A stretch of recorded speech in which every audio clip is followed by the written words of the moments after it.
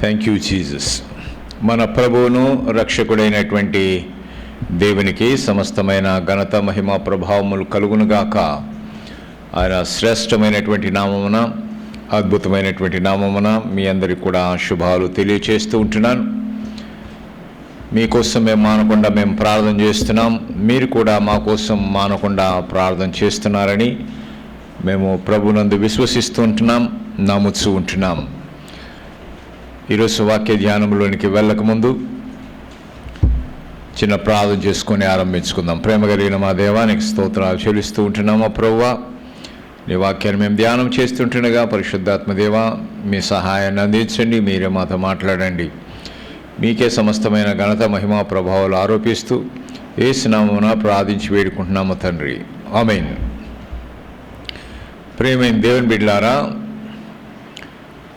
మనము మానవ యొక్క శరీరం ఉన్నటువంటి భాగాలను గురించి మనం ధ్యానం చేస్తున్నాం. ఆ శరీర భాగంలో ఉన్నటువంటి ఈ యొక్క తలలో కూడా మనం ముఖాన్ని చూస్తూ ఆ ముఖములో ఉన్నటువంటి కొన్ని అవయవాల్ని లేక జ్ఞానేంద్రియాలని మనము ధ్యానం చేస్తూ ఉంటున్నాం. మొదటిగా జ్ఞానేంద్రియమైనటువంటి కన్నును గురించి ఇంతకుముందు మనం ధ్యానం చేశాం. ఈరోజు రెండవ జ్ఞానేంద్రియమైనటువంటి చెవులను గురించి మనం ధ్యానం చేయాలని నేను ఇష్టపడుతూ ఉంటున్నాను. చెవికి ఏమంటారంటే శ్రోతేంద్రియం అని అంటారు. అంటే శ్రోతలు వినేటువంటి వారు అని అర్థం కదా శ్రోతలు అంటే. కనుక చెవి మరి మనకు వినటానికి ఉపయోగపడుతుంది. దేవుడు చక్కని 2 చెవులు ఇచ్చాడా లేదా? ఆ రకరకాల చెవులు ఉంటాయనుకోండి. చాట చెవులు ఉంటాయి, ఏనుగు చెవులు ఉంటాయి, మనుషుల చెవులు ఉంటాయి. మనుషుల చెవులు కూడా పెద్ద చెవులు ఉంటాయి, చిన్న చెవులు ఉంటాయి. పెద్దగా ఉంటేనేమో ఎక్కువ కాలం బతుకుతారని, చిన్నది ఉంటే తొందరగా పోతారని ఏదో రకరకాలు అంటుంటారు. సో భౌతికపరమైనటువంటి ఆ చెవుల గురించి కాదు, కానీ 2 రకాలైనటువంటి చెవులు ఉన్నాయి. ఒకటి ఏంటి అంటే భౌతికపరమైనటువంటి చెవులు, రెండోది ఆధ్యాత్మిక పరమైనటువంటి చెవులు. మన బైబిల్ గ్రంథాలు మనం చూస్తూ ఉంటున్నాం.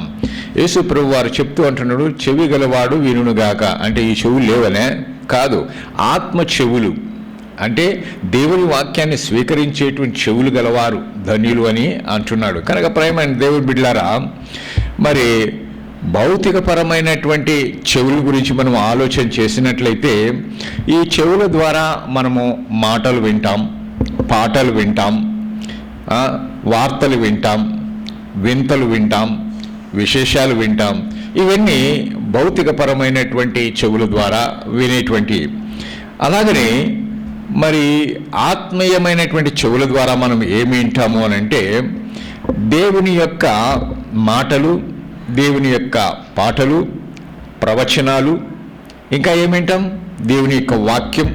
ఈ విధంగా ఇవి చదువుకోవటానికి ఎలా వినపడుతుందో అలాగనే వినటానికి కూడా మనకి ఇవి వినపడుతూ ఉంటాయి.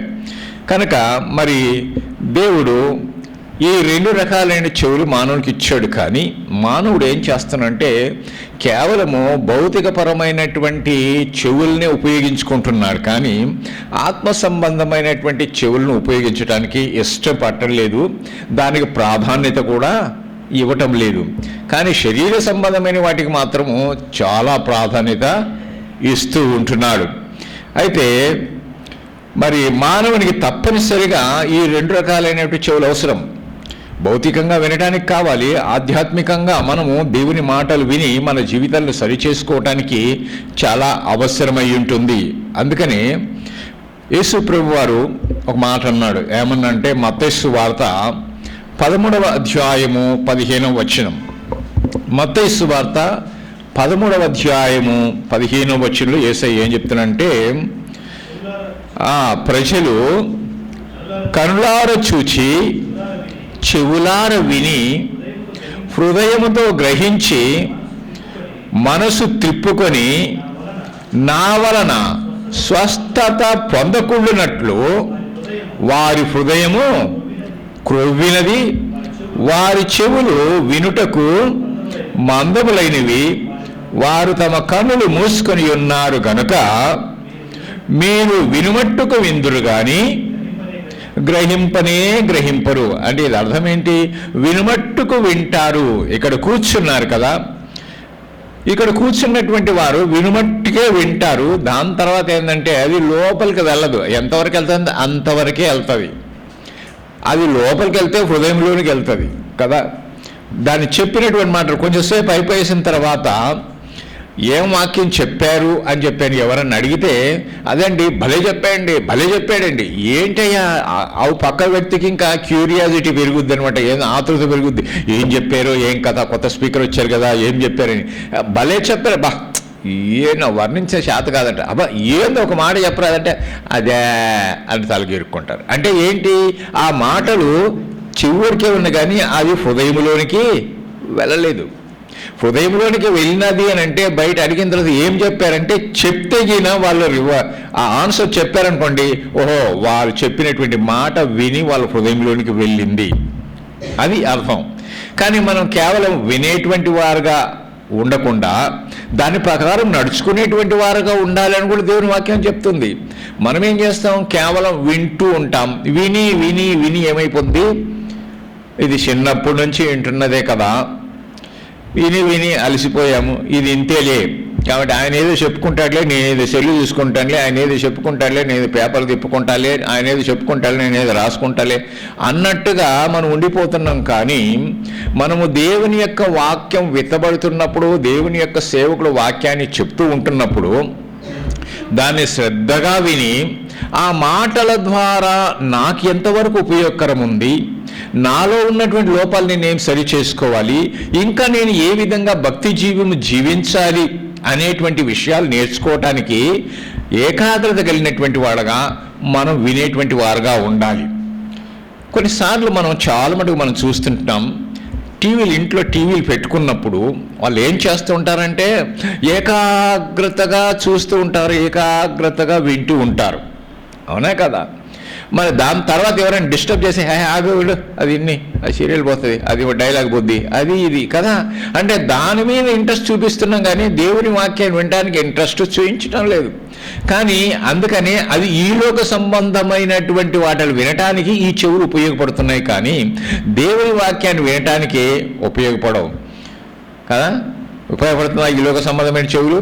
కానీ కొంతమంది ఏం చేస్తారంటే మందిరానికి వచ్చేసిన తర్వాత చక్కగా ఈ చెవులకు వినపడేటువంటి ఈ యొక్క దేవుని యొక్క స్వరము అది లోపల ప్రవేశించకపోవటం వల్ల హాయిగా ఫ్యాన్ పైన తిరుగుతుంది, ఇందుక మంచి కూర్చున్నాం, ఇక్కడ ఒక నిద్ర కొట్టేసి ఆమెనకు మనం కూడా ఆమెనే లేచిపోదాం. అటువంటి వాళ్ళు చాలామంది ఉన్నారు. వాళ్ళలో ఇల్లు లేవా పడుకోవటానికి, రెస్ట్ తీసుకోవటానికి లేదా? ఇల్లు బాగానే ఉన్నది కదా, మంచిగా పడుకోవచ్చు కదా, వదిలిపెట్టి సంఘంలో పడుకుంటారు. సో ఇది అది పడుకునే విధంగా చేసేది, వినకుండా చేసేది ఏంటంటే సాతాడు. అందుకోసమని సాతాన్ని మన దగ్గరికి రానియకూడదు. సాతాడు 3 విషయాలలో చాలా పనిచేస్తాడు. ఏంటి అనంటే మంచిగా ఫస్ట్గా ఏం చేస్తాడంటే కునుకొచ్చేటట్టు చేస్తాడనమాట. అందుకనే కునుకులమ్మ అన్నారు. దాని తర్వాత జోగిపోతుంటారన్నమాట, దానికోసం జోగులమ్మ అన్నారు. ఏమండి ఈ విధంగా రకరకాలుగా. తర్వాత జోగిపోయి ఏం చేస్తారా, ముందు వెనక పక్కోడి మీద, ముందోడి మీద, ఎవడి మీద పడతారు. దాన్ని ఏమంటారంటే ఊపులమ్మ అంటారు. సో ఊగిపోతూ ఉంటారు కదండి. మనం ఊగిపోయేటువంటి వారుగా ఉండకూడదు, నిద్రపోయేటువంటి వారుగా ఉండకూడదు. ఎందుకంటే దేవుని వాక్యం జ్వాలపాట పాడేది కాదు. దేవుని వాక్యము అది 2 అంచెలు కలిగిన వాడి గల ఖడ్గము కాబట్టి అది మనుషుల యొక్క హృదయాల్లో అంతరంగాలకు పోయి లోపలికి వెళ్ళి విభజించినంత మట్టుకు వెళ్ళేటువంటి కనుక ఆ వాక్యము మనల్ని సంధిస్తూ ఉన్నప్పుడు, మనతో మాట్లాడుతున్నప్పుడు మనం ఏం చేసేటువంటి వారంగా ఉండాలా? శ్రద్ధగా విని దాన్ని ఆలకించి దాన్ని ఆచరించటానికి మనము ప్రయత్నం చేయాలి. ఎక్కడ ఏ విషయంలో నాకు లోపం ఉందో దాన్ని సరి చేసుకోవాలి. కనుక వినగలిగినటువంటి చెవులు మనకు ఉండాలి. ఇక్కడ యేసు ఏమన్నాడు? ప్రజలు ఏం చేస్తారంట? చెవులార వింటారంట, కండ్లార చూస్తారంట, హృదయార గ్రహిస్తారు. కానీ వారు దేవుని మాట వలన వచ్చేటువంటి స్వస్థత పొందకున్నట్లు ఏమైందంట? వాళ్ళ హృదయము క్రొవ్వింది కాబట్టి అవేమీ లెక్క చేయటం లేదు. కనుక కళ్ళు మూసుకొని ఉన్నటువంటి వారుగా ఉన్న వినుమట్టుకు వింటారు, కానీ దాన్ని ఏం చేస్తున్నారు? గ్రహింపరు. ఎందువల్ల గ్రహింపరు అంటే ఈ లోక సంబంధమైనటువంటి దేవత, అంటే ఈ యుగ సంబంధమైన దేవత అయినటువంటి సాతానుడు ఏం చేశాడు అని అంటే వారి యొక్క మనోనేత్రాలు గుడితనం లేచాడు. అంతేకాకుండా వాళ్ళ చెవులు కూడా మందగించేటట్టు చేశాడు. అందుకోసమని ఎంత చెప్పినా, అందుకని అంటుంటారు కదా, ఎంత పిలిచినా పలకొద్దు, చెవిటోడి ముందన్న శంఖ ముందునట్టుందిరా, నీతో మాట్లాడేదానికన్నా గోడతో మాట్లాడుకున్నట్టుందిరా అని అంటారు. అని అంటే ఆయనకి ఎంత పిలిచినా ఏమీ లేదు. అంతే, నువ్వు ఎంత చెప్పినా వాక్యము బల్ల గుద్ది మైకు పగిలిపోయేటట్టుగా, నోరు ఇదైపోయేటట్టుగా ఎంత చెప్పినా కానీ ఇంతే ఉంటుంది ఆడ, కానీ దాని స్పందన అనేది రాదు. కనుక దేవుని వాక్యము విత్తబడుతూ ఉన్నప్పుడు చాలా జాగ్రత్త కలిగినటువంటి వారు చెవులు ఉక్కరించి చూడాలి, వినాలి, వినేటువంటి వారుగా ఉండాలి. అందుకోసమని మరి బైబిల్ గ్రంథం ఏం చెప్తుందంటే రోమిలకు రాసినటువంటి పత్రిక 11వ అధ్యాయము 8వ వచనం. రోమిలకు రాసిన పత్రిక 11వ అధ్యాయము 8వ వచనం ఏం చెప్తుందంటే,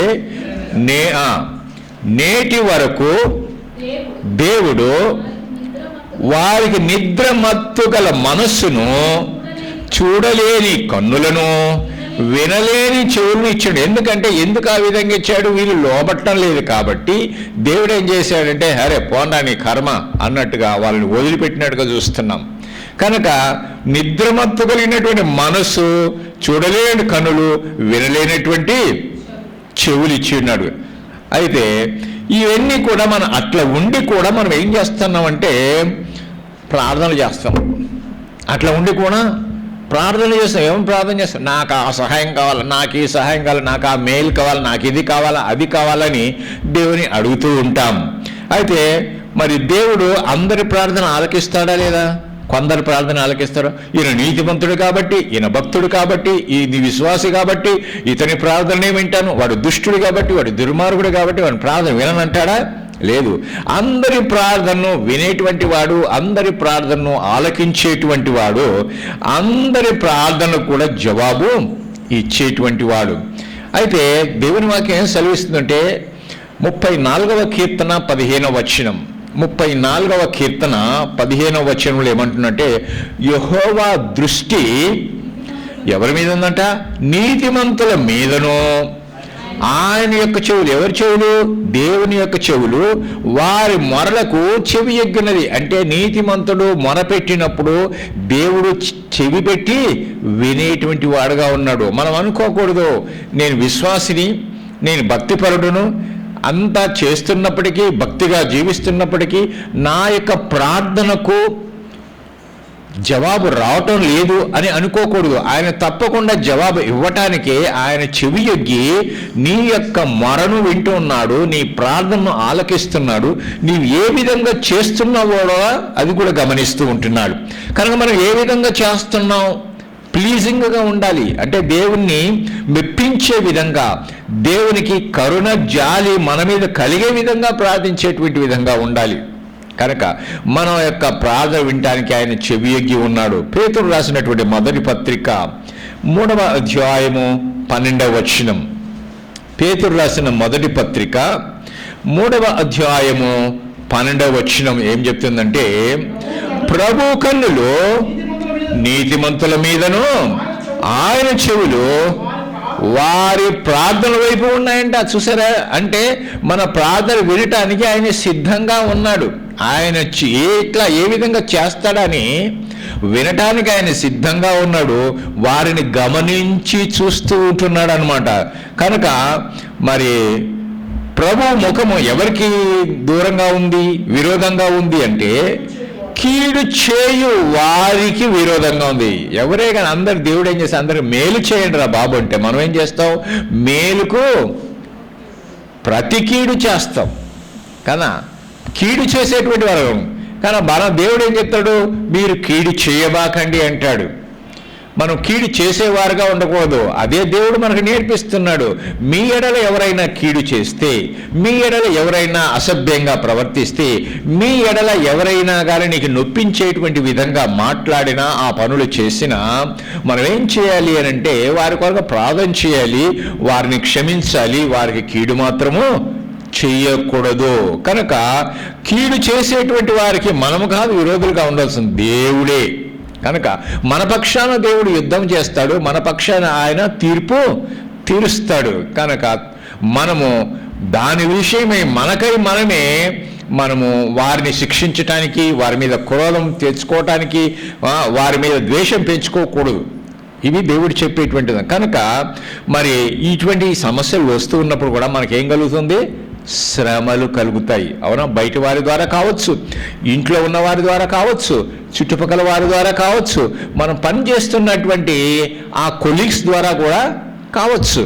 ఏ విధమైన చేతనైనా కానీ సాతాను మనను జల్లించటం కోసమని, మనం శోధించటం కోసమని, వాడు లోపరుచుకోవటం కోసమని, మనను పడగొట్టాలని కూడా మనకు శ్రమలను తీసుకొస్తాడు.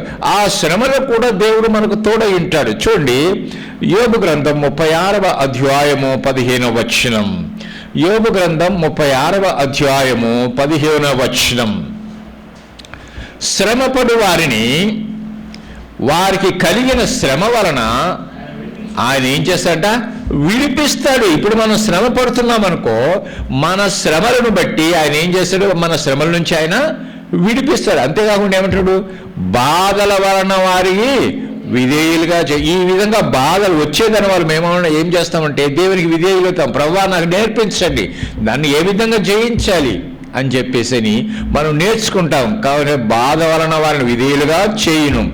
ప్రేమైన దేవుని బిడ్డలారా, నీ శ్రమ దేవుడు చూస్తున్నాడు, నీ కష్టాన్ని దేవుడు చూస్తున్నాడు, నీ యొక్క నష్టాలు దేవుడు చూస్తున్నాడు, నీ యొక్క బాధలు దేవుడు చూస్తున్నాడు, నీ శోధనలు దేవుడు చూస్తున్నాడు, నీ బాధలను కూడా దేవుడు చూస్తూ ఉన్నాడు. ఏదో ఒక రోజున నీవు అనుకున్నటువంటి సమయంలో, నీ ఊహించినటువంటి సమయంలో గొప్ప మేలు చేసి మీ హృదయమును ఆనందముతో నింపబోతున్నాడు. అది నమ్ముతున్నారా మీరు? ఎంతమంది నమ్ముతున్నారండి? హల్లెలూయా! నమ్మాలి. నమ్మితే, నమ్ముట వలన మనకు సమస్తము సాధ్యమవుతుంది. కనుక ప్రేమైన దేవుని బిడ్డలారా, ఈ చెవులు ఎవరు కలుగజేశాడు? ఈ కన్ను ఎవరు కలుగజేశాడు? ఎవరు కలుగజేశారండి? కీర్తన చెప్తున్నా చూడండి, 94వ కీర్తన 9వ వచనం. 94వ కీర్తన 9వ వచనం. చెవులు కలుగజేసిన వాడు వినకుండానా? కంటిని నిర్మించిన వాడు కానకుండానా? చెవిని నిర్మించిన వాడు దేవుడే కదా, కాబట్టి ఆయన వినకుండా ఉంటాడా? తప్పక వింటాడు. కన్ను నిర్మించినటువంటి వాడు ఆయనే కాబట్టి ఆయన మనల్ని చూసేవాడుగా ఉంటాడు. కనుక ప్రేమైన దేవుని బిడ్డలారా, దేవుడు వినగలడు, దేవుడు చూడగలడు. ఆయన మన వైపు చూడకుండా, వినకుండా ఉండటానికి కూడా కొన్ని కారణాలు ఉన్నాయి. అవునా కాదా? మనం చేసే పనులను బట్టి, మనం చేసే అతిక్రమాలను బట్టి, మనం చేసే పాపాలను బట్టి, మనము దేవుడికి చేసేటువంటి వ్యతిరేకమైన పనులను బట్టి దేవుడు మన ప్రార్థన వినకపోవటానికి కారణం. ఆ కారణం మనము యెషయా ప్రవక్త ప్రవచిస్తున్నాడు. యెషయా గ్రంథం 59వ అధ్యాయము 1-2 వచనాలు. యెషయా గ్రంథం 59వ అధ్యాయం 1-2 వచనాలు. రక్షింపనేరక యుండునట్లు యెహోవా హస్తము కురుచ అంటే పొట్టిది, చిన్నది. ఆయన రక్షించడానికి ఆయన చిన్న చేయి కాదు, నువ్వు ఎంత దూరం అన్నా అంత పొడుగు ఆయన చాపగలడు. ఇంకా విననేరక ఉన్నట్లు ఆయన చెవుడు మందం కాలేదు అంటే ఆయన ఏం చెవిటోడు కాదు, మందకిచ్చలే, ఏదో పోరాటం వచ్చేసి వినపడినటువంటి విధంగా ఉండేవాడు కాదు. ఆయన వినగలడు, ఆయన రక్షించగలడు. కానీ మరి మనం వినకుండా మన ప్రార్థన, మన యొక్క ఆ సమస్య నుంచి విడిపించబడకుండా, లేకుంటే మనం రక్షించకుండా ఉండటానికి కారణం ఏంటంటే, మీ దోషములు మీకును మీ దేవునికి అడ్డముగా వచ్చును. మీ పాపములు ఏం చేశాయంట? ఆయన ముఖాన్ని మరుగుపరచాయి, కనపడకుండా అడ్డం వచ్చేసింది. కనుక నీవు క్లియర్గా చూడాలి అని అంటే, ఆయనతో అనుసంధానం కావాలి అంటే, ఆయనతో నువ్వు మాట్లాడాలి అంటే ఏం కావాలా? ఈ మధ్యలో ఉన్నటువంటి ఈ అడ్డుగోడను పడగొట్టాలి. ఈ అడ్డుగోడ పడిపోతేనే అవతల కనిపిస్తాం, అంతే కదా. ఇప్పుడు ఒక పోర్షన్ ఉంది, ఈ పోర్షన్లో వేరే వాళ్ళు ఉన్నారు, ఈ పోర్షన్లో వేరే వాళ్ళు ఉన్నారు. మరి వాళ్ళు వీళ్ళు చూసుకోలేదు. కిటికీ తెరిస్తేనే కనపడుతుంది, లేకుంటే వెంటిలేటర్స్ కనపడుతుంది. కానీ గోడే పడగొట్టింది అనుకోండి, ఏమైపోద్ది? ఇక్కడ ఏం చేస్తుంది కనపడుతుంది, అక్కడ ఏం చేస్తుంది కనిపిస్తుంది. కనుక దేవుడికి మనకు మధ్యలో ఉన్నటువంటి ఈ గోడ ఏం కావాలి? కూల్చివేయబడాలి, అది పడగొట్టబడాలి. అప్పుడే మనము దేవునితో డైరెక్ట్గా కాంటాక్ట్ కాగలుగుతాం. కనుక ప్రియమైన దేవుని బిడ్డలారా, మన హృదయములో పాపము పెట్టుకొని పరిశుద్ధుడైనటువంటి దేవునికి ప్రార్థన చేస్తే మన ప్రార్థన ఆలకిస్తాడా? లేదు కదా. మరి దేవుడు అంటున్నాడు, నేను పరిశుద్ధుడని కనుక మీరును పరిశుద్ధులై ఉండుడి అని. పరిశుద్ధుడైన దేవుడు వారి ప్రార్థనను ఎల్లప్పుడూ అలక్ష్యం చేసేటువంటి వాడు కాదు, నిరాకరించేటువంటి వాడు కాదు, త్రోసివేసేటువంటి దేవుడు కాదు. దేవుడు పక్షపాతి కాదు. మానవుడే పక్షపాతి. ఒకరి పక్షాన ఉంటాడు, ఇంకొకరి పక్షాన ఉండడు. కానీ దేవుడు అందరి పక్షాన ఉంటాడు. అవునా కదా? ఇప్పుడు ఉదాహరణ మీకు చెప్తాను. దేవుడు వాక్యంలో చెప్పాడు, దుష్టుల మీదను నీతిమంతుల మీదను ఆయన సూర్యుడిని ప్రకాశింపచేస్తున్నాడు, అందరికీ కూడా వర్షము ఇస్తున్నాడు. అరే, వీడు దుష్టుడు కాబట్టి వీనికి ఎండొద్దు, వీడు దుష్టుడు కాబట్టి వీని పొలం మీద వర్షం కొడొద్దు అని అంటున్నాడా? అందరికీ, నీతిమంతుల మీద అనీతిమంతుల మీద తన యొక్క సూర్యుడిని ప్రకాశింపజేస్తున్నాడు, వర్షాన్ని కూడా అందరికీ ఇస్తున్నాడు. అంటే దేవుడిలో పక్షపాతం అనేది లేదు అని మీకు జ్ఞాపకం చేస్తూ ఉంటున్నాడు. కనుక దేవుడు అందరికీ సమానుడే. దేవుడు అందరివాడు, కొందరివాడు కాదు. కేవలం రక్షించబడినటువంటి వారికి మాత్రమే కాదు, రక్షింపబడనటువంటి వారికి కూడా ఆయన దేవుడి. ప్రపంచంలో ఉన్న ప్రతి మానవ కోటికి అంతటి కూడా ఆయన దేవుడై ఉంటున్నాడు. కనుక అందరికీ సమానుడు, ఆయన అందరివాడు. నీవు చేసేటువంటి ఆ యొక్క ప్రార్థన వినటానికి ఆయన సిద్ధంగా ఉన్నాడు. చూడండి, 51వ కీర్తన 17వ వచనం. 51వ కీర్తన 17వ వచనం ఏమంటుందంటే, విరిగిన మనస్సే దేవునికి ఇష్టమైన బలులు, విరిగి నలిగిన హృదయమును ఆయన అలక్ష్యం నిర్లక్ష్యం చేసేటువంటి వాడు కాదు. నువ్వు విరిగి నలిగిన హృదయముతో దేవుని నీవు మొరపెట్టుకున్నట్టయితే ఆయన తప్పకుండా ఆయన చెవులు నీ యొక్క ప్రార్థనను వింటాడు. ఆయన విని పోన్లే అని వదిలేడు. నిర్లక్ష్యము చేసేవాడు కాదు. నిర్లక్ష్యం ఎవరు చేస్తారండి? మనుషులే కదా చేసేది. దేవుడు నిర్లక్ష్యము చేయడు. మనం అనుకుంటాం, నేను ఇంత చేస్తున్నా దేవుడు నన్ను పట్టించుకోవటం లేదే, నేను గుడికి వస్తున్నా, గుడిలో పరిచర్య చేస్తున్నా, నేను ప్రార్థనలు చేస్తున్నా, నేను కానుకలు ఇస్తున్నా, దశంభాగాలు ఇస్తున్నా, అందరికి ప్రైజలాడు చెప్తున్నా, అందరికి మంచిగా ఉన్నా, నేను ఇంతగా ఉన్నా, భక్తిగా ఉన్నా, ఏం చేసినా కానీ దేవుడు నా మొర వినటం లేదు అని దేవుని మీద అలిగి కూర్చుంటే లాభం ఏమన్నా ఉందా? కానీ ఒక రోజున నీకు జవాబు ఇవ్వడానికి సిద్ధంగా ఉన్నాడు కనుక నీ విరిగి నలిగినటువంటి మనస్సును ఆయన ఆలకించేటువంటి వాడు, చూసేటువంటి వాడు, అలక్ష్యము చేయనటువంటి. నీ విరిగి నలిగిన మనస్సు దేవునికి ఇష్టమైనటువంటి బలి కానీ గొర్రెలు మేకలు కొయ్యటం కాదు ఆయనకి ఇష్టం. కనుక ప్రియమైన దేవుని బిడ్డలారా, మనము విరిగి నలిగిన హృదయముతో దేవుని ప్రార్థన చేస్తే మన యొక్క ప్రార్థన ఆయన ఆలకించేటువంటి వాడుగా ఉంటాడు. చూడండి, 145వ కీర్తన 145వ కీర్తన 18వ వచనం 19వ వచనం. 145వ కీర్తన 18వ వచనం 19వ వచనం. తనకు నిజముగా మొరపెట్టు వారికి అందరికీ యెహోవా సమీపంగా ఉన్నాడు. చూసారండి, నిజంగా నువ్వు మొరపెడితే ఆయన ఎక్కడో లేడండి. ఆయన ఎక్కడున్నాడు?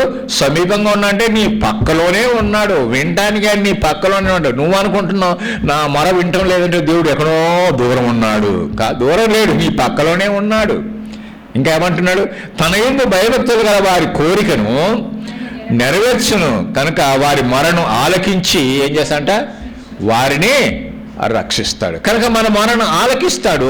అయా, నేను ఆపదలో ఉన్నా, నేను కష్టంలో ఉన్నా, నేను రోగంలో ఉన్నా, నేను బాధలో ఉన్నా, తట్టుకోలేనటువంటి, ఓర్వలేనటువంటి, చేతగానటువంటి దీన స్థితిలో ఉన్నాను ప్రభువా, నన్ను రక్షించు ప్రభువా అని నీవు కన్నీటితో మొరపెట్టుకున్నట్లయితే వెంటనే జవాబు రాకపోయినా కొంత సమయానికైనా నీకు జవాబు వస్తుంది. మెడిసిన్ వేసుకుంటాం, వేసుకున్నామండి, ఇటు ట్యాబ్లెట్ మింగుతూనే జ్వరం తగ్గిపోద్దా?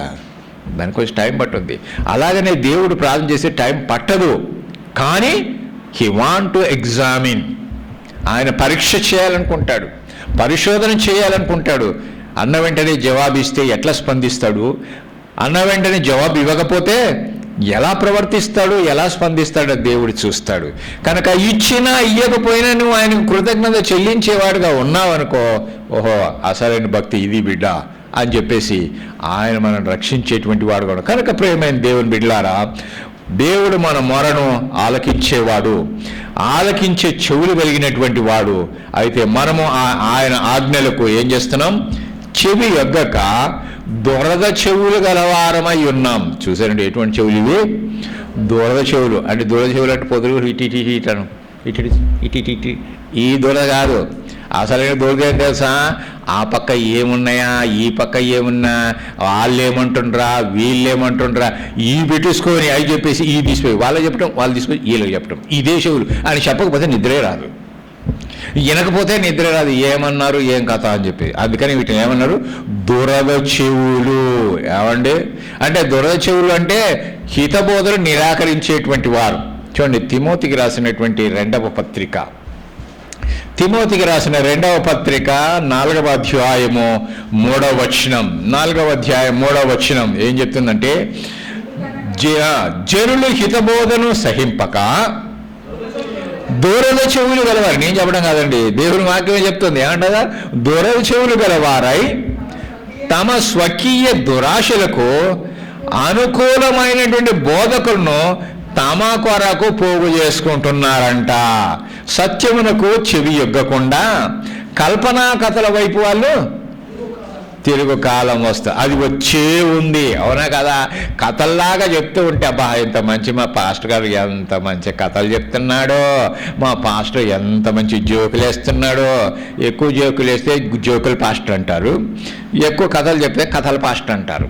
కాబట్టి మనం కథల పాస్టర్ కాదు, జోకుల పాస్టర్. ఎప్పుడు నవ్వాలా అప్పుడు నవ్వాలా, ఏది అనుకూలమైనటువంటిదో కథ చెప్పకూడదు. ఏదైనా ఇన్స్టెన్స్ ఉంటే చెప్తే బాగుంటుంది, కానీ దాని కథ చెప్పుకుంటే ఏమవుతుంది? చాలామంది చెప్తున్నారు పిట్ట కథలు అంటారు కదా, ప్రతిదానికి ఒక పిట్ట కథ చెప్తూ ఉంటారు కొంతమంది. కనుక పిట్ట కథలు చెప్పేటువంటి వారు కాదు దేవునికి కావాల్సింది. కనుకనే అటువంటి వారిని జనులు, దురద చెవులు గల వారు ఏం చేస్తారట, అటువంటి వారిని ఎక్కువ లైక్ చేస్తాడు. అబ్బా ఆయన కథ భలే చెప్తాడు, అబ్బా ఆయన ఎంతో జోకులు వేస్తాడు. కాబట్టి పోతే ఇంకా ఇంకేముంది, ఆ జోకులతో నా కడుపు అంతా ఏమైపోద్ది, పగిలిపోద్దట కదా. కనుక దేవుడు జోకులని, కథలని ఎంకరేజ్ చేసేవాడు కాదు. కనుకనే ఇప్పుడు కాలం ఎట్లా ఉందంటే ఆ ట్రెండ్ని ఇష్టపడుతున్నారు. ఎప్పుడే కానీ ఉన్నది ఉన్నట్టుగా చెబితే వాళ్ళకి ఇష్టం ఉండదు. ఉన్నది ఉన్నట్టుగా చెబితే పలానా దాంట్లో మీరు లోపం ఉందయ్యా బాబు అని చెప్పేసి సరి చేసుకోనంటే, నాకు చెప్పిండు, నాకు ఈ బోధకుడు వద్దు, నువ్వు మంచోడు బాబు, నువ్వు ఏదైనా చేసుకో పర్లేలే అన్నాడు. ఆ పాస్టర్ చాలా మంచోడు అంటే మెచ్చుకునేటువంటి ప్రసంగాలు కావాలి. ఈ మధ్యకాలంలో హెచ్చించేటువంటి ప్రసంగాలు కావాలి, వాళ్ళని గౌరవించేటువంటి ప్రసంగాలు కావాలి. ఈ ప్రసంగాలు కాదు కావాల్సింది, ఉన్నది ఉన్నట్టుగా ఏది ఎక్కడ బైబిల్ వాక్యానుసారముగా వ్యక్తిలో ఏదైనా లోపం ఉంటే సరి చేయవలసిన బాధ్యత కాపరికి ఉంది, అది స్వీకరించవలసిన బాధ్యత సంఘ సభ్యునికి ఉంది. కానీ దాన్ని స్వీకరించకుండా ఏం చేస్తాడు తెలుసా? ఆ పాస్టర్ మీద కోపం పెంచుకోవటం, ఇంకా ఏమైనా నలుగురు జమ చేసుకోవటం, ఇంకేమంటే ఈయన ట్రాన్స్ఫర్ చేపిద్దాం, పై అధికారికి చెప్పి ట్రాన్స్ఫర్ చేపిద్దాం కదా. ఇటువంటి జరుగుతలేవా ఇప్పుడు? చాలా మటుకు మెయిన్ లైన్ చర్చెస్లో ఈ విధంగా జరుగుతున్నాయి. వాళ్ళకు పడకపోయిందని కమిటీ వాళ్ళకు పడలేదనుకోండి, వెంటనే పై అధికారికి ఈయన మాకు ఇష్టం లేదు, ఈయన ఎట్టున్నాడు ఇట్టున్నాడు ఆయన మీద పెట్టేసి ఈయన ట్రాన్స్ఫర్ చేయించారు. పాపం యాదో పల్లెటూరుకు ఎక్కడ చేయించేస్తాం. వీళ్ళన్నా ఏమంటారు? దురద చెవులు కలిగినటువంటి వారు అనమాట. కనుక ప్రియమైన దేవుని బిడ్డ, సంఘ చరిత్ర అంతటిలో కూడా హితబోధను ఇష్టపడినటువంటి వాళ్ళు ఇప్పుడే కాదు, సంఘం స్థాపించబడినప్పటి నుంచి కూడా వస్తూనే ఉన్నది ఈ యొక్క ఆనవాయితీ. కనుక అంతం వస్తున్నప్పటికీ కూడా ఈ పరిస్థితి ఇంకా విషమించిపోతుంది, విజృంభిస్తుంది, కానీ వాళ్ళు పరివర్తన అనేది రావటం లేదు. కనుక జనులు హితబోధను సహింపరు. కానీ చాలామంది ఏం చేస్తారంటే మేము క్రైస్తవులు అని చెప్పుకుంటారు, సంఘాలలో కూడుకుంటారు, దేవుని గణపరుస్తున్నట్లు వాళ్ళు కనిపిస్తారు, కానీ వాళ్ళ మనసులు, వాళ్ళ హృదయాలు, వాళ్ళ చెవులన్నీ కూడా ఎట్టుంటాయి? హితబోధన అంగీకరించేటువంటి వారుగా ఉండరు. అసలుగా చెప్పాలి అని అంటే వాళ్ళు చేయాల్సిన పద్ధతి ఏంటి తెలుసా? క్రొత్త నిబంధన ప్రకారముగా అపోస్తుల విశ్వాసాన్ని ఏమండి, లేకపోతే అవినీతి నుండి వేరు కావాలి అనేటువంటి బైబిల్ నీతిని వాళ్ళు విసర్జిస్తున్నారు. దాన్ని ఇష్టపడాలి కానీ అది వద్దన్నట్టుగా వాళ్ళు ప్రవర్తిస్తారు. మేము క్రైస్తవులమే, గుడికి వెళ్తున్నాం, ఆరాధన చేస్తున్నాం అంటారు కానీ బైబిల్ నీతిని వాళ్ళు ఏం చేయరు, అంగీకరించరు. వాటికి చెవి యొగ్గరన్నమాట. ఎన్ని చెప్పినా కానీ వారు సత్యమునకు చెవి యొగ్గరు. అంతేకాకుండా దైవజనం నుంచి ఏదైనా వాక్యోపదేశము సంఘాల్లో మంచిగా బోధిస్తుందంటే వాళ్ళు సహించరు. వెంటనే నాకన్నా ఆయన బాగా చెప్తున్నాడు కాబట్టి ఏదన్నా ఒకటి చెప్పేసి ఆయన చెప్పకుండా పాస్టర్ గారికి ఏదైనా ఎక్కిద్దాం కదా. ఆ బాగా పాట పాడుతుంది కాబట్టి ఆమె బాగా పాట పాడకుండా ఇంకొకరిని ఎక్కిద్దాం కదా. ఈ విధమైన ఇదేంటిది? వాళ్ళకన్నా ఎక్కువ ఎవరు పైకి రావద్దు, వాళ్ళకన్నా ఎక్కువగా వాక్యాలు చెప్పేటోళ్ళు ఉండొద్దు, వాళ్ళకన్నా మంచిగా పాఠాలు పాడేటోళ్ళు ఉండొద్దు, వాళ్ళకన్నా మంచిగా వేరే వాళ్ళు గౌరవించబడటానికి వారికి ఇష్టం ఉండదు. వారిని మెచ్చుకునేటువంటి వారుగా ఉండాలి, ఎప్పుడు పొగుడుతున్నటువంటి వారుగా. మా సెక్రటరీ చాలా మంచివాడండి, మా ప్రెసిడెంట్ చాలా మంచివాడండి అని ఇట్లా అంటూ ఉంటే ఉబ్బిపోయి బలి ఉంది. ఈ ప్రసంగాలు కావాల్సి దురద చెవులు కదండి. ప్రేమైన దేవుని బిడ్డలారా, సత్యానికి దూరమైపోయినటువంటి వాళ్ళుగా ఉంటున్నారు. నిజ సువార్తకు భిన్నమైనటువంటి క్రింది స్థాయి బోధకులను వారు ఇష్టపడేటువంటి వారు ఉంటారు. అటువంటి ప్రసంగాలకు ఎగబడతారు. ఎప్పుడే కానీ పాపము గురించి, పశ్చాత్తాపం గురించి, మరణం గురించి, నరకమును గురించి మరి చెప్పేటప్పుడు వారు ఆ బోధను అంగీకరించి ఎప్పుడైతే మేము ఎప్పుడో రక్షణ పొదుగు పాపం గురించి చెప్పాలా, మేము ఎప్పుడో రక్షించబడినాం, మా పొదుగుకు మాకు నరకం గురించి చెప్పాలి. మాకు తెలియదా నరకం ఉన్నదని, పరలోకం ఉన్నది? ఇవి వినటానికి ఇష్టపడరు అనమాట. ఎంతసేపు ఈ పక్కన పెట్టేసేది. ఎందుకంటే అవి పక్కన పెడితే వీళ్ళకి బాగుంటుంది. అది తీసుకొస్తే మేము రక్షణ పొందాల్సి వస్తుందేమో, మార్మల్స్ పొందాల్సి వస్తుందేమో, బాప్తిసం తీసుకోవాల్సి వస్తుందేమో, మేము కట్టడలలో ఉండాల్సి వస్తుందేమో.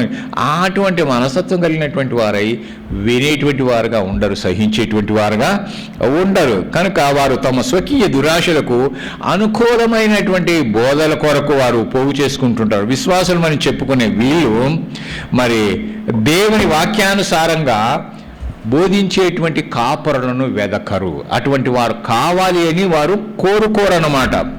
కనుక తమ స్వార్థ పరత్వానికి వాళ్ళు ఏం చేసిన లోకవాంఛలకు సరిపోయినటువంటి విధంగా వాళ్ళు ప్రవర్తిస్తూ క్రైస్తవులుగా ఉండొచ్చు, నువ్వు చేసేటివి నీ చెయ్యొచ్చు అని చెప్పి ఎవరైతే బోధిస్తారో అటువంటి వారు మంచోరు. బాబు నువ్వు క్రైస్తవురా, పర్లేదు సినిమా చూడు, నో ప్రాబ్లం, పర్లేదు గుట్కా తిను, నో ప్రాబ్లం అని, ఇదేం పెద్ద నీకేం ఇబ్బంది ఏం లేదు, ఆదివారం గుడికి వస్తే సార్లే అని చెప్పి బోధించేటువంటి వారైతే మా పాస్టర్ చాలా మంచివాడండి, మా పాస్టర్ ఏం అబ్జెక్షన్ చేసి సినిమాలు చూసినా ఏమండో, సీరియల్ తాగినా ఏమండో, గుటక తిన్నా ఏమండో, తాగినా ఏమండో, మా పాస్టర్ చాలా మంచివాడండి. కానీ పాస్టర్ ఏం చెప్పాలా? అయ్యా గుటక తినొద్దు, సరాయి తాగొద్దు, సినిమాలు చూడొద్దు, ఇది హితబోధ. వాళ్ళు ఏం చేశారు? ఆ వ్యతిరేకమైన వాటికి చెప్తే ఆ బోధ ఇష్టం. అటువంటి వారికి కాదు మనం చెవులు ఒగ్గాల్సింది. ఎటువంటి వాటికి వినాలి? మనలో ఉన్న లోపాలు చూపించేటువంటి ఆ వాక్యానికి మనము చెవి ఎగ్గేటువంటి వారుగా ఉండాలి. దేవునికి నమ్మకంగా ఉండాలి అని దేవుడు మనకు జ్ఞాపకం చేస్తున్నాడు. ఏంటి అంటే నీతి నిమిత్తమైనటువంటి హింస, శ్రమ విశ్వాసులైనటువంటి వారికి తప్పకుండా వస్తాయి. సద్భక్తితో బతుకు వారికి ఏమొస్తాయి? శ్రమలు తప్పకుండా వస్తాయి. కనుక నువ్వు సద్భక్తితో, మంచి భక్తితో నువ్వు బ్రతకాలి అనుకుంటే భూమి మీద నీకు వచ్చే శ్రమలన్నింటిని కూడా నువ్వు ఓర్చుకోవాలి. ఎవరి కోసం? నేను రక్షించినటువంటి దేవుని కోసం నువ్వు ఓర్చుకుంటే నీకు పరలోకంలో బహుమానము ఉంటుంది. కనుక ప్రియమైన దేవుని బిడ్డలారా, కేవలం మనము అవి కాకుండా మనం ఏదో గుడికి వస్తున్నాం, ప్రార్థన చేస్తున్నామని పెదవులతో మనము దేవుని గణపరిచేటువంటి వారం, హృదయాంతరంగంలో నుంచి మనము దేవుణ్ణి గణపరచాలి. కొంతమంది అంటున్నారు అప్పుడు అంటుంటారు పై భక్తి అంటుంటారు సరే. అట్లా ఈ పై భక్తి కలిగినటువంటి వారుగా ఉండకూడదు. చూడండి మత్తయి సువార్త 15వ అధ్యాయం 9వ వచనంలో యేసు ప్రభువు ఏమన్నాడు చూడండి. మత్తయి సువార్త 15వ అధ్యాయము 9వ వచనం, ఈ ప్రజలు తమ పెదవులతో నన్ను గణపరచుదురు గాని వారి హృదయం నాకు దూరముగా ఉన్నది, పెదవులతోనే అంతే. ఎంతసేపు అయినా పాటలు పాడతాం, పాటలు పాడతాం, కానీ హృదయంలో నుంచి వచ్చేది కాదు. ఏమండి, మరి కొన్నిసార్లు మనం పాట పాడతాం, నీవు చేసిన ఉపకారములకు నేనేమి చెల్లింతు అని పెదవులు అంటారు, కానీ దానికి సంబంధించి దేవుడు చేసిన మేలుకు నేను ఏం చెయ్యాలని ఆ యొక్క మనస్తత్వం కలిగి దేవుని కృతజ్ఞత చెల్లించేటువంటి వారు చాలా తక్కువ. కనుక వాళ్ళు పెదవులతో వాళ్ళు గణపరుస్తున్నారు, దేవుడు మంచోడు మంచోడు మంచోడు, హృదయంలోంచి వచ్చేది కాదు. అప్పుడు అంటారు ముఖస్థుతి చేస్తారంటారు, చూసారా, పక్కకు పోయిన తర్వాత వాడా అంటారు కదా. ముందేమో మంచిగా హెచ్చిస్తారు, మరి నీ అంటూ వాటికి లేడు, వీరుడు శూరుడు అంతడువే, ఇంద్రుడు చంద్రుడువే అంటారు. పక్కకు పోయిన తర్వాత కదా అట్లా అంటారు కదా. అలాగా దేవుడు దేవుడు గొప్పడు గొప్పడు అట్లా ఇట్లా అంటూ సంఘం అంటారు. పక్కకు పోయిన తర్వాత అయిపోయాయి, ఏమైపోయింది అని ఈయన దులుపుకొని పోతారు. ఈడిన్నంతసేపు విని అది కప్పుకున్నంతసేపు ఒకరు ఏం చేశారు, పోయిన తర్వాత ఇంకెందుకు లేని చలిపోయింది కదా అని దుప్పటి వదిలేసినట్టుగా, స్వెటర్ వదిలేసినట్టుగా ఈ చెప్పిన వాక్యాన్ని ఆడనే దులిపేసుకొని పక్కకు పోతారు.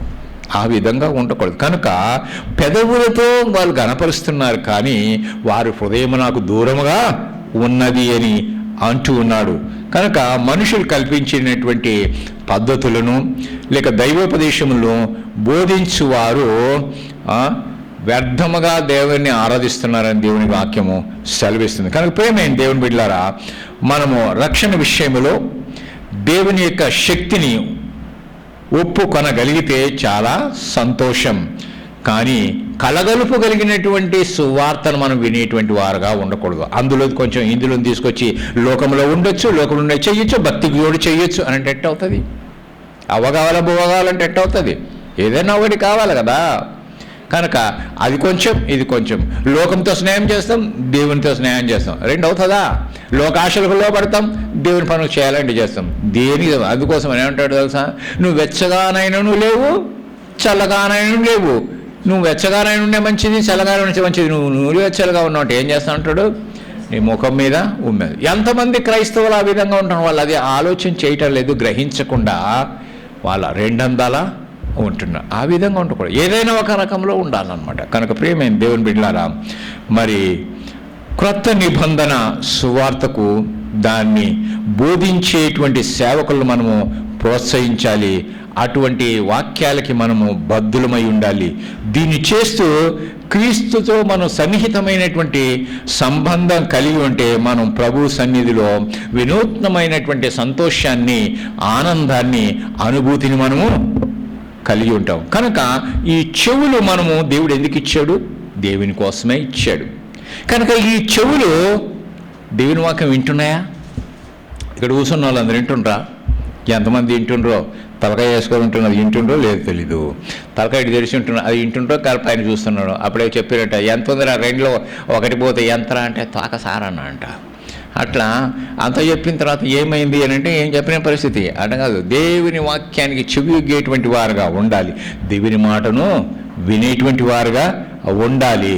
మరి మీరు వింటున్నారా? దేవుని మాట వింటుండ్రా? సమూయేలు తన బాల్య దినములలో దేవుని స్వరాన్ని విన్నాడా లేదా? విన్నాడు కదా. మరి నువ్వు ఎప్పుడైనా కానీ దేవుని స్వరాన్ని విన్నావా? పోనీ దేవుని స్వరము దేవుని యొక్క సేవకుని ద్వారా వచ్చేటప్పుడు నువ్వు విన్నావా? ఏమండి, విన్నారా? మనం పరీక్షించుకోవాలి. అలా దేవుని స్వరం వినకపోతే, ప్రభువా నీ స్వరం నాకు వినిపించు, నేను వినాలని ఆశపడుతున్నాను. మనం పాట కూడా పాడుకుంటే ఎవరిని? నీ స్వరము వినిపించు ప్రభువా, నీ దాసుడాలకించున్. నీ స్వరము వినిపించు ప్రభువా, నీ దాసుడాలకించున్. ఉదయమున లేచి నీ స్వరము వినుట నాకు ఎంతో మధురాము. ఉదయమున లేచి నీ స్వరము వినుట నాకు ఎంతో మధురాము. దినమంతటి కొరకు నన్ను సిద్ధపరచు, రక్షించు ఆపదల నుండి. రక్షించు ఆపదల నుండి. నీ స్వరము వినిపించు ప్రభువా, నీ దాసుడాలకించు. సమూయేలు దేవుని యొక్క స్వరాన్ని విన్నాడు. అవునా కదా? విన్నాడా లేదా? విన్నాడు. పౌలు సౌలుగా ఉన్నప్పుడు, దమస్కు పోతున్నప్పుడు దేవుని స్వరం విన్నాడా లేదా? విన్నాడు కదా. ఈరోజు నీవు వింటున్నావా? దేవుని స్వరాన్ని వినటానికి ప్రభువా, నా చెవులను తెరిచి ఉంచాను, నీ స్వరం నాకు వినిపించు, నీ స్వరాన్ని నేను వినాలని ఆశపడుతున్నాను. అటువంటి ఆశ నీలో కలిగి ఉండాలి. కానీ ఈ పాట పాడుకునేవారుగా మనం ఉండాలి. కేవలం పాట పాడేటువంటి వారం కాదు, ఆ పాటను ఆస్వాదిస్తూ దేవా నువ్వు నాతో మాట్లాడండి ప్రభువా. ఈరోజు నేను దేవుని సన్నిధికి వెళ్తున్నాను. నేను దేవుని సన్నిధిలో మోకరించినప్పుడు దేవుని వాక్యం ద్వారా, దేవుని సేవకం ద్వారా ప్రభువా నువ్వేం మాట్లాడతావో నాతో మాట్లాడు, నేను వినటానికి సిద్ధంగా ఉన్నా, సరిచేసుకోవడానికి నేను సిద్ధంగా ఉన్నాను అని దేవుని మాటను వినటానికి ఆతురత పడేటువంటి వారుగా, వేగిరపడేటువంటి వారుగా, ఇష్టపడేటువంటి వారుగా, ఆకలి కొన్నటువంటి వారుగా, తృష్ణ కొన్నటువంటి వారుగా, దాహము కొన్నటువంటి వారుగా మనం ఉండాలి. ఎవరి మాట వినటానికి? దేవుని మాటను వినటానికి. ఏమండి, దేవుని మాట వినటం చాలా శ్రేష్టం. నీవిచ్చేటువంటి ధనము కానీ, నీవిచ్చేటువంటి దశంభాగాలు కానీ, నీవిచ్చేటి కానుకలు కానీ, నీవిచ్చేటువంటి బలులు కానీ దేవునికి ముఖ్యం కాదు. ఆయనకు కావలసింది ఏంటి అని అంటే ఆయన మాటను వినటమే ఆయనకు చాలా ప్రాముఖ్యం. చూడండి, సమూయేలు మొదటి గ్రంథం 15వ అధ్యాయము 22వ వచనం. సమూయేలు మొదటి గ్రంథం 15వ అధ్యాయము 22వ వచనం. బలులు అర్పించుట కంటే ఆజ్ఞను గైకొనుటయు, పొట్టేల క్రొవ్వు అర్పించుట కంటే మాట వినుటయు శ్రేష్టం. దేవునికి ఏది శ్రేష్టం అని చెప్తున్నాడు? పొట్టేలు అర్పించేది కాదండి, ఆజ్ఞను గైకొనటం అంటే కేవలం వినటం కాదు, దాని ప్రకారము నడుచుకోవటం, దాని ప్రకారము ప్రవర్తించటం. అదే అన్నమాట. ఆ మాట శ్రేష్టమని సమూయేలు ఎవరితో అంటున్నాడు? సౌలుతో అంటున్నాడు. ఎందుకంటే దేవుడు చెప్పినటువంటి మాటకు లోబడకుండా సౌలు ఇశ్రాయేలులకు మొదటి రాజు కనుక దేవుడు అమాలేకీయుల్ని అలాగనే మిగతా వాళ్ళందరినీ కూడా చంపమని చెప్పేసి అన్నాడు. అయితే ఏం చేశాడు? బలిష్టమైన వాటిని ఉంచేసి బలహీనమైన వాటిని చంపేయటం, అలాగనే మనుషులను ఆ విధంగా చేసాడనమాట. అంటే దేవుడు అందరినీ బొత్తుగా తుత్తునీయాలుగా నాశనం చేయమంటే ఈయన కొన్నే చేశాడు, కొంత చేయలే. అంటే సగం చేశాడు, సగం చేయలేదన్నమాట. అంటే సగానే లోబట్టాడు. అందుకని సమూయేలు అంటాడు, బలులు అర్పించుట కంటే ఆజ్ఞను గైకొనుట శ్రేష్టం అంటాడు. కనుక నీవు తీసుకొచ్చే నైవేద్యాలు కాదు దేవునికి కావాల్సింది, నీ విరిగి నలిగిన హృదయం కలిగినటువంటి ఆ నైవేద్యం కావాలి అనంటే ఆ మాటలు నీవు వినాలి. వింటున్నావా? ఎంతమంది దేవుని యొక్క మాటకు లోబడుతున్నారు? ఎంతమంది దేవుని మాటను వినేటువంటి వారుగా ఉంటున్నారు? లేక విని వదిలేసేటువంటి వారుగా ఉంటున్నారా? వింటున్నాను కానీ నేను ఆచరించలేనటువంటి వారుగా ఉంటున్నారా? ఆచరించాలి, కొనాలి. నా మాట వినివాడు బ్రతుకుతాడంటాడు. కనుక దేవుని మాటను వింటే మనం బ్రతుకుతాం. అవునా కదా? దేవుని మాట చేతనే కదా కలుగునగాక అంటే కలిగిందా లేదా? అవునా కదా? సముద్రమును ఆ తుఫాన్ను దేవుడు గద్దిస్తే ఆగిపోయిందా లేదా? అంటే దేవుని మాట అవి వింటున్నాయి, ప్రకృతిలో ఉన్నట్టున్నాయి. ఆ ఏలియాకు ఆహారం తీసుకోవాలంటే కాకిని ఏర్పాటు చేశాడు, కాకి విన్నది కదా. దానియాలు తీసుకుపోయి సింహపోన్లు వేస్తే సింహాలు నోట్లు ముగించాడు, అంటే ఈ సింహాలు దేవుడి మాట విన్నాయి కదా. గాలిని తుఫాను గద్దీసేది అయిపోయిందా? దెయ్యాలు వెళ్ళిపోయింటే అవి లోబడి వెళ్ళిపోయినాయి కదా. అంటే ఇవన్నీ లోబడతాయి, దెయ్యాలు లోబడుతున్నాయి, ప్రకృతి లోబడుతుంది, అన్నీ లోబడుతున్నాయి. లోబడేవాడు ఎవడంట? మానవుడు. మనమే లోబడతలేము. అబ్బా మనం ఎంత గ్రేటో కదా. కనుక అది మన యొక్క దౌర్భాగ్య స్థితి. దేవుడు అంటున్నాడు వినండి అంటున్నాడు అనమాట. మనం వినాలి. నా నోటి నుంచి వచ్చిన ఆజ్ఞ ఇదే, దేవుని వాక్యాన్ని పరిశీలించి చదువుకొనుడి. చదువుతున్నామా? చదువుతాంలేండి. లేచిపోయేటప్పుడు క్యాలెండర్లో ఏముంది ఒక వచనం చూసి ఆమెన్ అయిపోయా అవునా కదా. ఎందుకో టైం లేదు. అన్నిటికీ టైం ఉంటుందమ్మా. బైబిల్ చదవడానికే టైం ఉండదు, గుడికి రావడానికి టైం ఉండదు. ఏం టైం ఉండదు? డ్యూటీ పోవడానికి టైం ఉంటుంది, దేవుని గుడికి రావడానికి టైం ఉండదు కదా. అందరితో టైం స్పెండ్ చేయడానికి టైం ఉంటుంది, దేవుని పేరు సన్నిధిలో వచ్చి టైం స్పెండ్ చేయడానికి టైమే లేదు. దేవుడు కూడా అట్టే అనుకుంటే మనం భూమి మీద ఉంటాం. దయగలిగిన వాడు, కృపగలిగినటువంటి వాడు కనుకనే మనం ఇంకా ఏం చేస్తున్నాడు? క్షమిస్తున్నాడు. ఆ క్షమాపణ మనం ఏం చేస్తున్నాం? చాలా లైట్గా తీసేసుకుంటున్నాం. అప్పుడప్పుడు అంటున్నాం టేక్ ఇట్ లైట్ అని. ఇది లైట్గా తీసుకొని ఆఖరికి మనకు టైట్ అయిపోతుంది లాస్ట్లో. అప్పుడు మనం ఎవరితో ఫైట్ చేయలేం. అప్పుడు నీ రైట్ ఏంద్ర కాబట్టి నరకంలో పోవాల్సి ఉంది. అదే రైట్ నీకు కదా. కనుక ప్రేమ దేవుని బిడ్డలారా, దేవుని మాటను వినటమే కాకుండా దాని ప్రకారము నడుచుకోవాలి అని దేవుని వాక్యం మనకి జ్ఞాపకం చేస్తుంది. కానీ సౌలు లోబడలేదు కనుకనే ఆ మాట ఆ యొక్క సమూయేలు చెప్పవలసి వచ్చింది. ఈనాడు మనము కూడా దేవుని మాటను వినకపోతే, దేవుని మాటను అతను సౌలు వినలేదు కాబట్టి ఏమైపోయింది? అతని రాజ్యము తొలగించబడి ఎవరికి ఇవ్వబడింది? అతను దాసుడైనటువంటి దావీదైనటువంటి ఆ గొర్రెల కాపరికి ఇవ్వబడింది. అవునా కదా. దేవుని ఆత్మ చేత అభిషేకించబడినటువంటి వాడు ఆత్మ తీసివేయబడి ఏమొచ్చింది? దురాత్మ వచ్చింది సౌలు మీదకి. అంటే మాట వినకపోవటం వలన ఆత్మాభిషేకాన్ని పోగొట్టుకున్నాడు, రాజ్యాన్ని కూడా పోగొట్టుకున్నాడు. తన బ్రతికినంత కాలం యుద్ధములోనే ఉండి యుద్ధంలోనే చనిపోయాడు. ఎంత చూడండి ప్రేమైన దేవుని బిడ్డలారా, మనము ఆ విధంగా ఉండకుండా మన పట్ల స్పష్టమైన విధేయత మనం దేవుని పట్ల కలిగి ఉండాలి. స్పష్టమైన విధేయత లేకుండా చేసేటువంటి ఆరాధన కానీ, ప్రార్థన కానీ, ఆత్మవరాలు కానీ, సేవ కానీ దేవుని యొక్క దృష్టిలో విలువ లేనటువంటివి. కనుక దేవుని వాక్యం ఏం చెప్తుందో తెలుసా?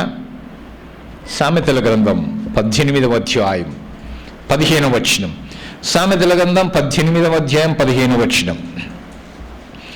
జ్ఞానుల చెవి తెలివిని వెదకును. జ్ఞానుల చెవి ఏం చేస్తానంట? తెలివిని వెదకును.